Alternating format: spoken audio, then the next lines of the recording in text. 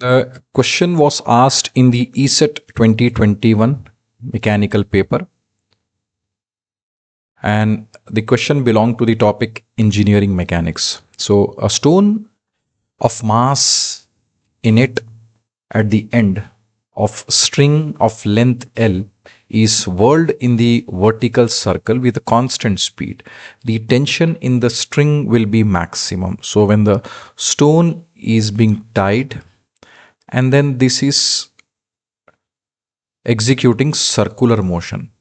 So when it is executing circular motion, there will be a tension force which will be internal, and along with that there will be a weight mg, and due to rotation there will be a radially outward force, that is centrifugal force. So here we find that tension is difference of mv square by r and the weight.